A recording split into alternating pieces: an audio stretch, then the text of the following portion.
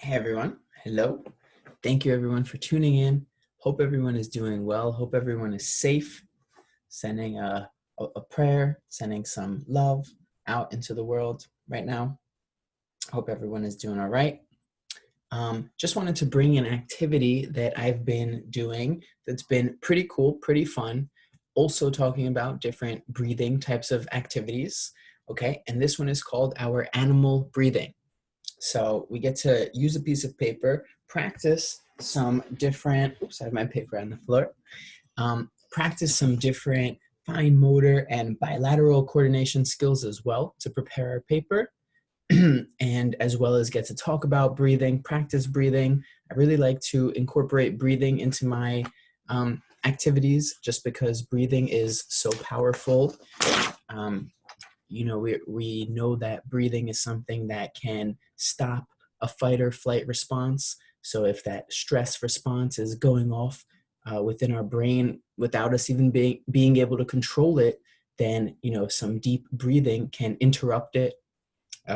Breathing that's deep and conscious and focused can also promote starting a relaxation response. So breathing has a lot of power to it. Um, I really like to talk about it. I really like to encourage it, and just talk about how to use it as strategies. So, when I'm showing all these different breathing activities, it's not that we need to use all of them. It's just that now there are options for if we like one, if we resonate with one, if we find one to be fun, then that's the one that we can use. That's the one that we can put into our tool belt, into our strategy tool belt. So, right now we're going to be doing animal breathing. We're going to be drawing some different animals. But if we find one or two that we like, then maybe we do a separate drawing just for that. And we put it somewhere where we have our, calm down box type of activities, whether it's something to grab, some pictures to look at that we like to see, a book, a journal or a diary, something to write on, pictures of people that make us happy, right? There's a lot of different things that can be put into this box. And by giving it an actual physical box, an actual physical location, then this is something that can be helpful because now we know that instead of trying to find the tools in our brain, let me think, what were those different breathing activities and self-regulation activities I learned with Mr. Dan? When we're in a stress response type of situation, we're not able to access that whole stress relief toolbox that's in our mind. So having something physical, tangible that we can go to is something that's a little bit more effective. So in there, you can have all of these different things. You can have a timer, so you can take a timed break for 5 minutes or 10 minutes or 2 minutes, 1 minute. Pictures of different animals for animal breathing, pictures of different shapes from our shape breathing, something to squeeze, some kind of hand fidgets or toys, different pictures to remind us of things or to give us instruction of things to do. So, that's something that's really helpful. But for this activity, I'm going to be showing 6 different animal breathing exercises. And I don't usually teach all 6, and there's actually more. There's a lot more. We can choose to create and make different ones.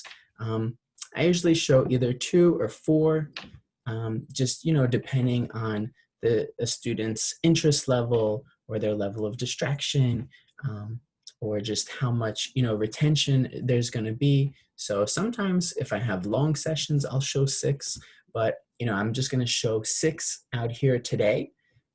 But you don't have to use all 6, so it's just really to kind of pick and choose which ones you want to show.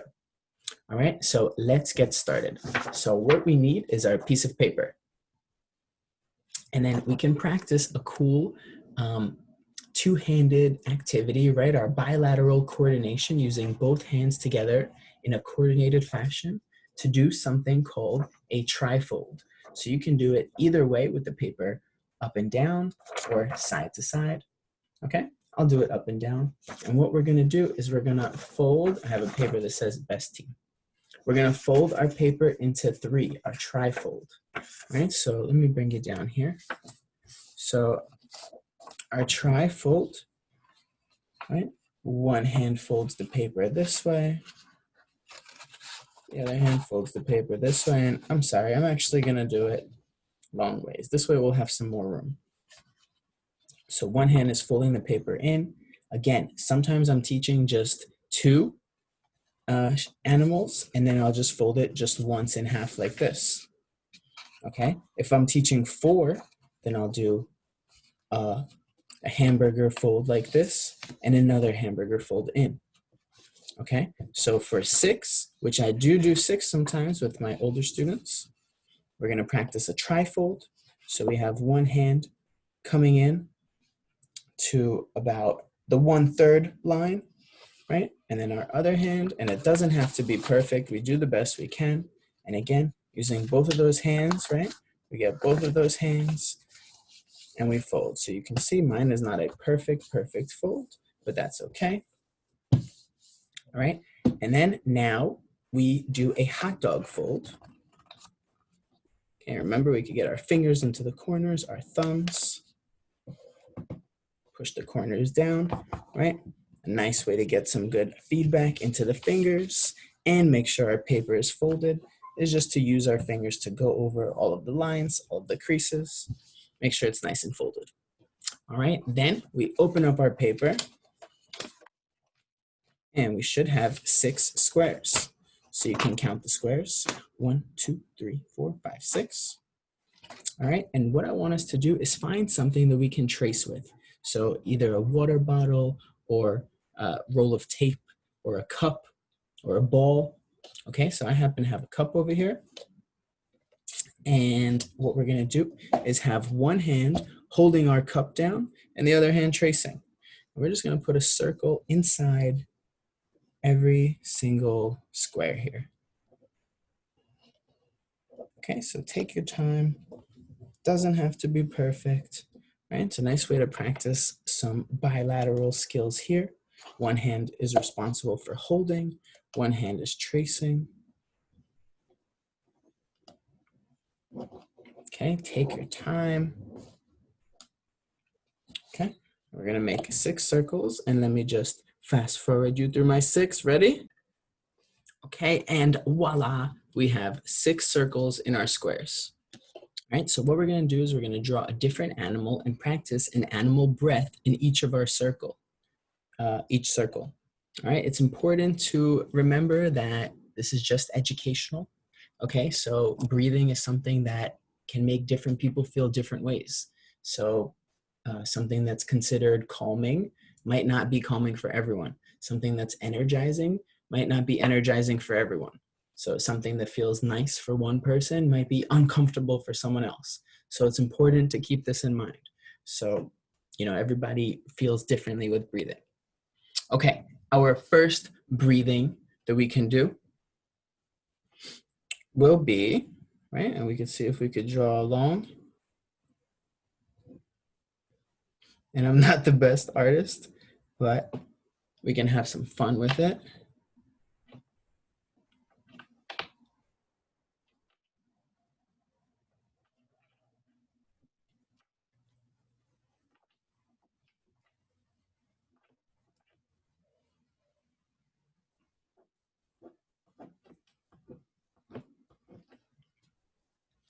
Our bunny.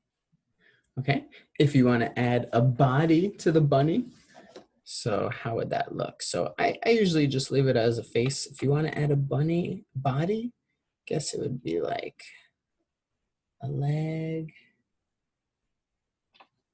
right? And then the body and a tail, and then here's another leg and another leg, something like this. Okay, so hey, not bad. Okay, that looks okay. All right, so we can have our bunny like this. All right, so how do we do our bunny breathing? How does a bunny breathe? Our bunny breathes through the nose in quick breaths, right? It looks like this. Okay, so our bunny breathing is 3 or 4 quick breaths like that, and then we blow it all out. So it's gonna look like this.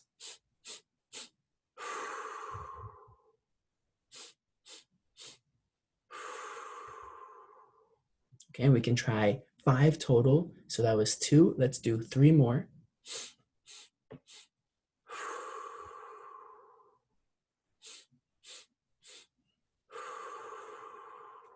One more.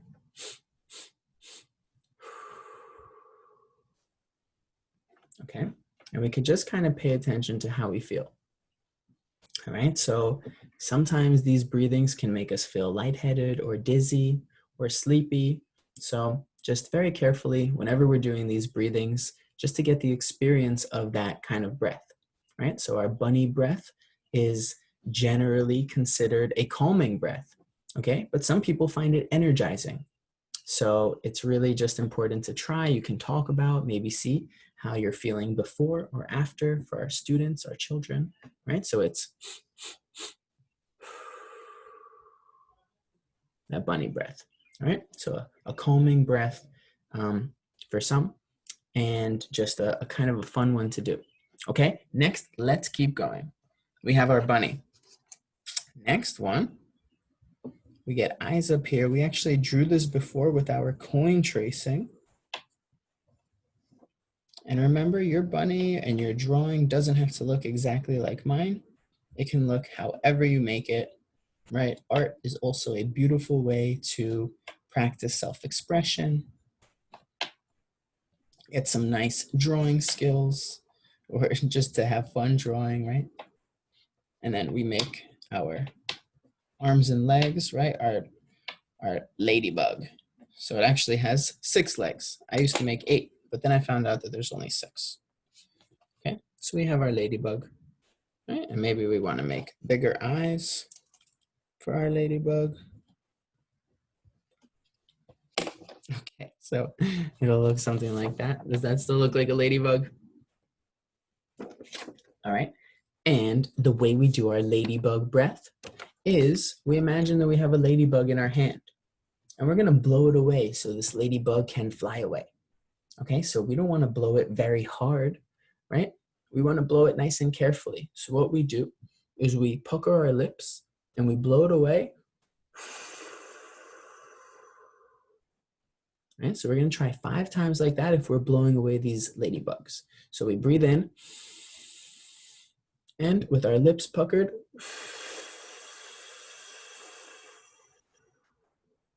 blow that ladybug away. Okay, number 2, breathe in, blow it away.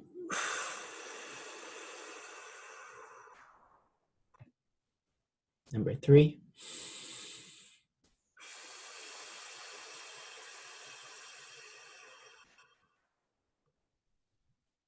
number 4,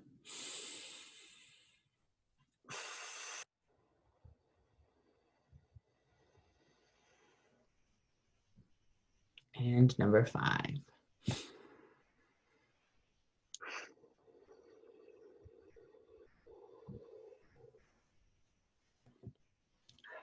So whenever we're doing these breaths, instead of doing just 1 or 2, see if we can do a couple more, like 3 or 4 or 5. That way we can really start to feel the effects of that breathing. All right, and I like to take a little break in between the different breathings, just because back to back to back, it can be a little overwhelming. We can start to feel lightheaded or dizzy or sleepy, and we might not be able to see exactly how that breath feels. So remember, I'm showing 6 right now, but you can do even 1 a week, or sometimes 2, just with the paper folded in half, or 4 with a hamburger and a hot dog fold, or hamburger, right? So it's 4 squares. So I do sometimes do the 6, but 6 is a lot. So, you know, don't try to fit 6 in, because it's a lot of breathing.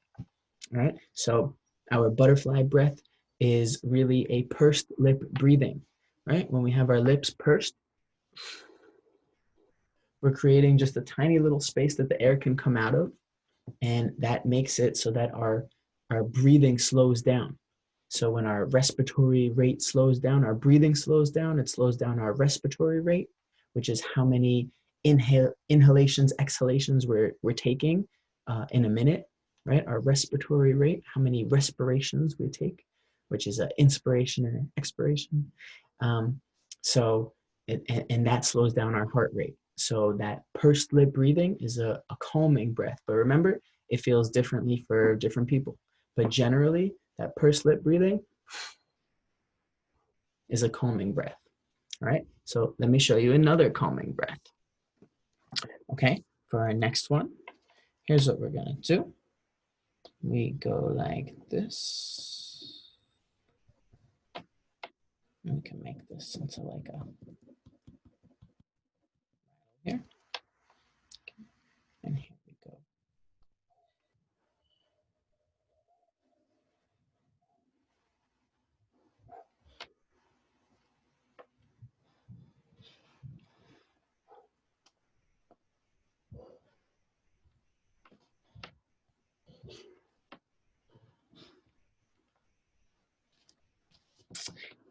Okay, so kind of funny looking, right? Almost tight on our room here a little bit, but this becomes our snake.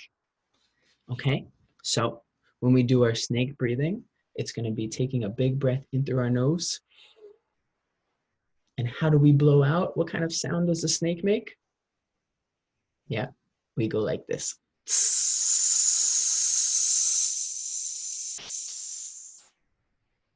So we could do 5 of those.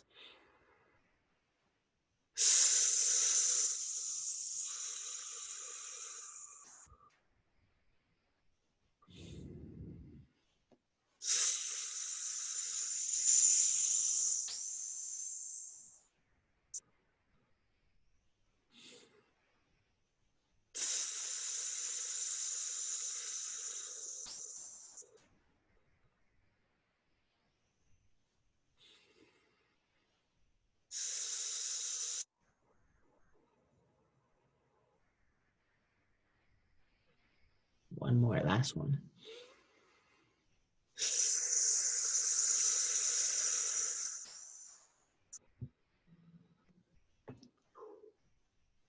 All right, and in between these, I try to say, let's return to our regular breathing, just to give us a break in between the different breathing ones. So the snake is also a pursed lip style, except instead of using our lips to create a little blockage, we're using our teeth. So same thing, by creating a barrier, right? That air isn't just going in and out, that air has to be forced a little bit, right? So we have to put a little bit more force to get that air out.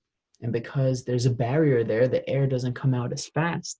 So it's actually slowing down our respiratory rate as well, just like the pursed lip breathing, same thing. There's a tiny little hole, which it kind of looked like a heart for a sec. Sorry, distraction. So, same thing with that snake. Our teeth become a barrier, and so the air isn't able to come out as fast. And because it's coming out slower, it's slowing down our respiratory rate, slowing down our breathing rate, it's slowing down our heart rate. Okay, so it's not a very significant amount that it slows it down, but if we're in that stress response, if we're feeling excited, we have a lot of energy, our heart rate is increased. So when we slow it down, we're able to get a little bit calmer, a little bit more focused. All right, so let's keep going.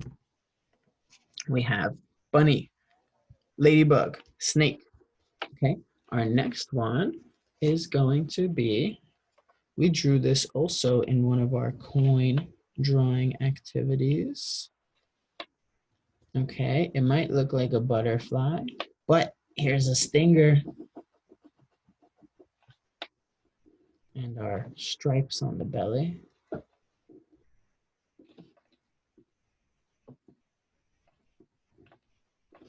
It becomes a bumblebee. All right, the bumblebee is one of my favorite ones. Just because, but not everyone likes it. It's a kind of a weird sensation. So if you've done a bumblebee breath before, then you might know. But how does a bumblebee sound? Our bumblebee says zzz. if we close our mouth, we might only be left, close our lips, we might only be left with the M humming sound. So, excuse me. So a way that we can do it is making an M sound, right? So M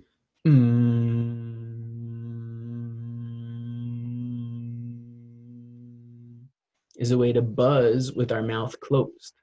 Okay, so for our buzzing bumblebee breath, we breathe in, and when we breathe out, we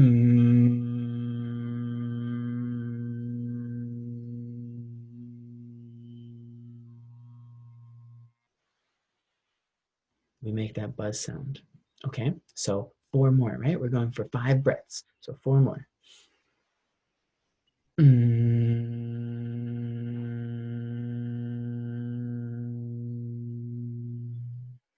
And now for our last 3, try covering your ears. 2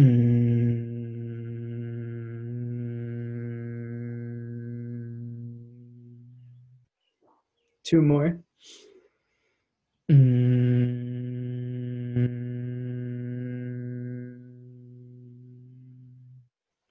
Okay, and for our last one, number 5, you can do whichever one you feel more comfortable with, ears open or closed. This way we can also kind of see what our students enjoy. So sometimes it's a little bit too much with the ears closed. So our last one, number 5, whichever one you like.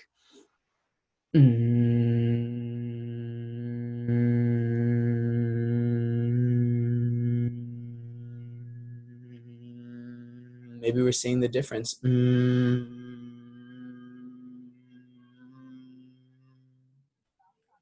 Okay, so that one's an interesting one. Kind of gives an interesting sensation, making our whole face feel like it's vibrating. It's a good way to get our senses focused on that feeling because it's not one that we're used to experiencing. So our senses get tuned in, and that's helpful because then our senses aren't tuning to anything external. They're all tuned in. Okay, so it's a nice focusing breath. It's a nice centering breath, as long as we don't mind the feeling. All right, so let's keep going. Okay, so we did some of our calming, focusing breaths. Let's do one that's a little more energizing. Okay, so here for our next one, bear with my art. We draw well, I won't give it away.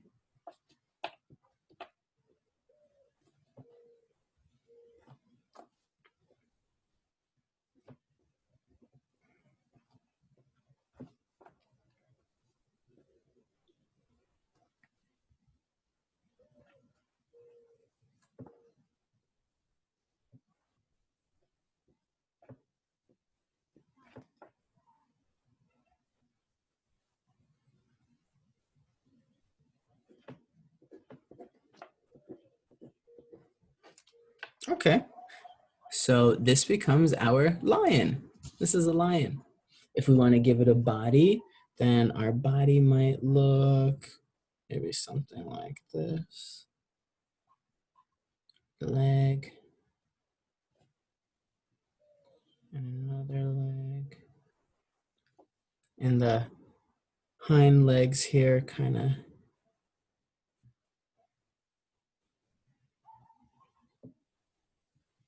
in the back.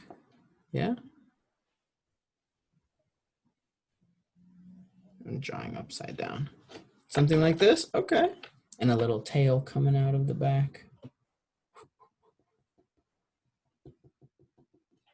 Hey, there we go. That becomes our lion. Ooh, that one came out not bad. Okay, so our lion breath is a fun one. So what we do is sometimes you might hear this referred to as a dragon breath. Okay, so what we're doing is just like a lion or a dragon, right? You can change it to dragon if you like. The sound that they make is a roar. Roar. So when we're breathing out, we're gonna open our mouth like that and make that roaring sound. So it would be a breath in, and when we blow out, roar, right? Or how a dragon does it is they're blowing fire. So it goes.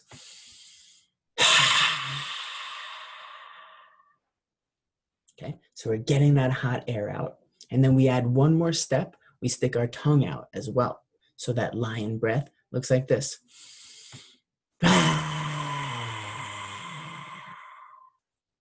Okay, so let's try 4 more of those. So we breathe in. We can even get our lion claws maybe when we're breathing. 3.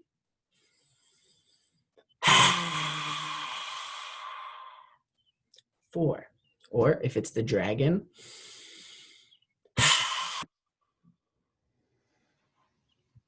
5.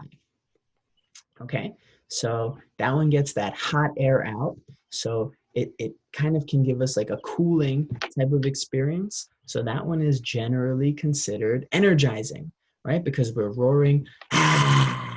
You can roar as loud as you want. Okay, or as a dragon. Right? So you get to have some fun, be silly, get that hot air out. We're really blowing that air out, right? Get our breathing in and get the air out. All right. So it's a fun one. It's interesting. Again, these don't all have to be taught at the same time. I'm just putting these all here in one video, but you can do 1 at a time, 2 at a time, 4 at a time. 4 might be the most. That way we can really feel the difference, differentiate between the experiences. All right, and we have one last one. One more left, okay? For our last one, this one will be our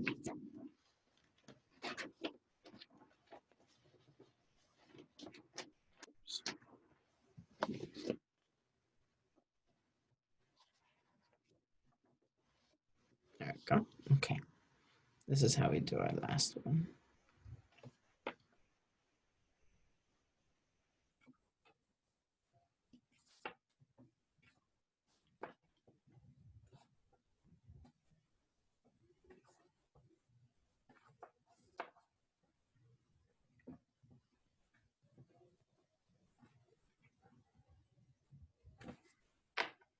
This one becomes our bear.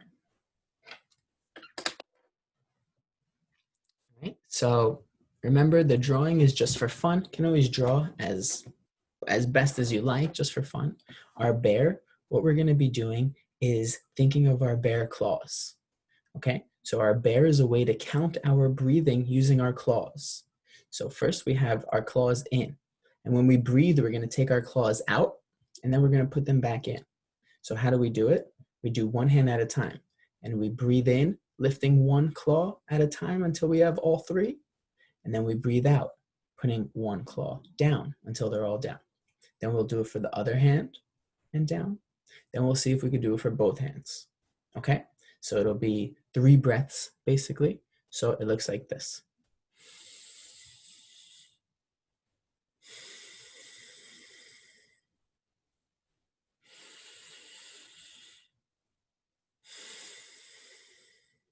Both hands.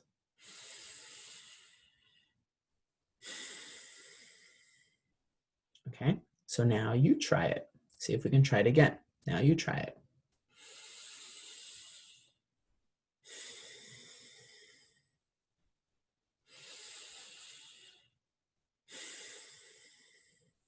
Both hands.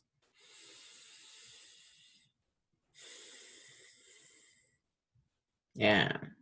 Okay, so we end up breathing to get those bear claws out and back in.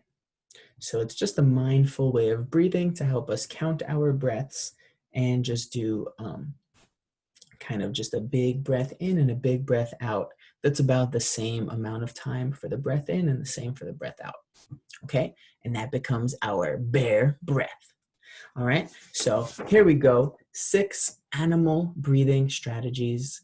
And remember, breathing is different for everybody. It can be experienced differently for every single person.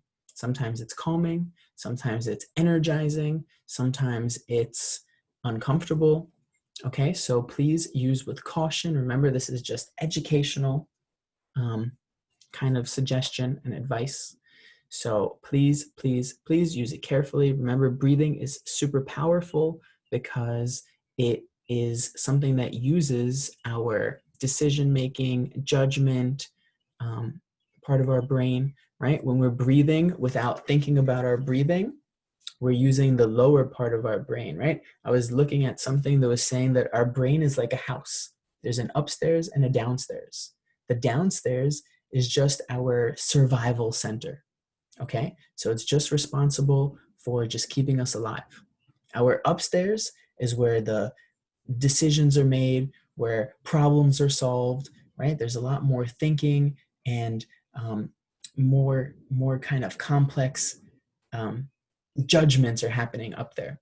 Okay, so sometimes the staircase that connects our upstairs and downstairs is blocked and it doesn't work, right? So in the time of a stress response, if our body is experiencing something as stressful, which just can depend on how our nervous system has become, right? How our brain has been hardwired throughout our life from internal or external experiences. So if our brain is seeing something as a stress response needs to go off, then whenever information comes into our brain, it doesn't go into the upstairs. The staircase gets blocked.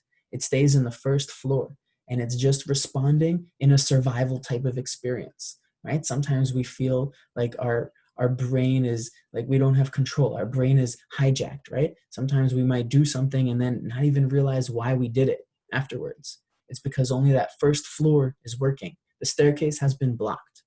So what we do when we do breathing like this is we engage the upstairs. The breathing that happens from the first floor is the kind that keeps us alive. So when we're not thinking about it, the breathing can be short, rapid breathing, right? And that short, rapid breathing can actually start a stress response too, right? Because our body is just picking up on that information, and that might put us into that first floor kind of response. So when we want to open the staircase, we open the staircase with some different strategies, but one of the big ones is breath and breathing. And not only just breathing, but focused breathing, right? Conscious or aware breathing, which means we're doing different kinds of activities to think about our breathing, to be aware of our breathing. So we can do it either with our shapes, we can do it with visualizations by looking at different pictures, something opening and closing, right? Anything that just brings our attention to our breathing. So with here, we do our animal breathing. So focused on our animals, and that opens that staircase to get the upstairs part of the house working as well.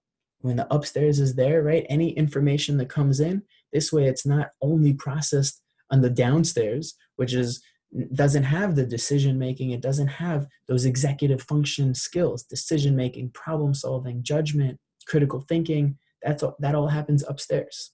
So we need to help open the staircase sometimes, especially if our body is in a stress response. And like I was saying in the beginning, having some kind of physical box or something where we know, our children, our students know that this can be used, can be helpful also, because that way in that time where only the downstairs is working, we're not able to use both upstairs and downstairs fully to say, what tools do I have? What strategies do I have? Right? So if we have a box that can help give us direction, give us input on how to open up that stairway and get that upstairs involved, then that could be something that's very helpful. All right, and that upstairs, once we do some breathing like this and get that upstairs involved, then we start getting decision making, judgment, reasoning, critical thinking, right? So now we're going to start to have different kinds of responses because we have all of those executive function skills in the picture as well. Okay, so we're not going to be reacting out of survival, right? Or responding out of survival, but now we'll be having some more higher level upstairs thinking part of it as well. All right, so hope that makes sense. So just see if any of these animal breathing activities are helpful, and I hope that they are. Excuse me. And please let me know if you have any questions. And you can really find a lot of information about breathing and self-regulation kind of strategies as well by doing some research. So let me know if there's any questions. I hope that it's helpful. Thank you so much for watching, and I hope everyone stays safe and stays healthy. And thank you again. All right, hope you enjoyed, and a wonderful rest of the day to everyone, and hope everyone stays well. All right, thank you so much, everyone. Bye-bye.